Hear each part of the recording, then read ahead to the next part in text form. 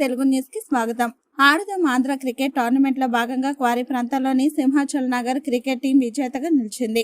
శుక్రవారం మున్సిపల్ స్టేడియంలో ఉత్కంఠ భరితంగా జరిగిన ఫైనల్లో సిద్ధార్థ నగర్ క్రికెట్ టీం మీద సింహాచల్ నగర్ క్రికెట్ టీం ఘన విజయం సాధించింది.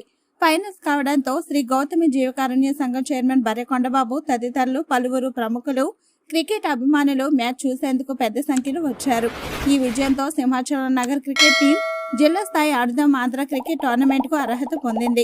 విజయం సాధించిన అనంతరం Simhachal Nagar cricket team captain Degala Veerateja మాట్లాడుతూ తమ టీంను గౌతమి జీవకారుణ్య సంఘం చైర్మన్ బర్రె కొండబాబు మొదటి నుంచి ఎంతగానో ప్రోత్సహించారని, తమకు అవసరమైన జెర్సీలు కూడా అందజేశారని సంతోషంగా చెప్పారు. టోర్నమెంట్ లో ఏదైనా సమస్య వచ్చినా ఆయన వచ్చి అధికారులతో మాట్లాడి పరిష్కరించేవారని తెలిపారు. రిపబ్లిక్ డే సందర్భంగా ఎన్ని పనులు ఉన్నా కొండబాబు ఫైనల్స్ చూసేందుకు వచ్చి తమ టీంను ఉత్సాహపరిచారని, తమ విజయం వెనుక ఆయన సహకారం ప్రోత్సాహం ఎంతో ఉన్నాయని వీరతేజ చెప్పాడు. బర్రె కొండబాబు మాట్లాడుతూ యువత క్రీడలు పాల్గొనడం వల్ల చెడు వ్యసనాలకు దూరంగా ఉంటారని అన్నారు. క్వారీ ప్రాంతాల్లోని యువత వివిధ క్రీడలు రాణించే విధంగా తాను ప్రోత్సహిస్తున్నట్లు వివరించారు.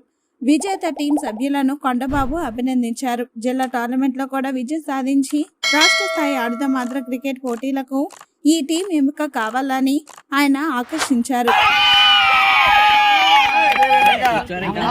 ఆడుదాం ఆంధ్ర కార్యక్రమానికి మా వార్డు నుంచి, మా సచివాలయం నుంచి వచ్చినటువంటి మా సెక్రటరీలు అందరికీ కూడా ప్రత్యేక ధన్యవాదాలు.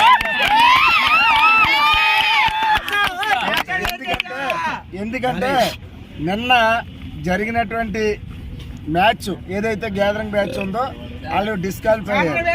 కారణం ఏంటంటే వాళ్ళు ఎక్కడెక్కడో గ్యాదరింగ్ బ్యాచ్ తెచ్చి పిల్లల మీద ఆడిందాం అని చెప్పేసి అనుకున్నారు.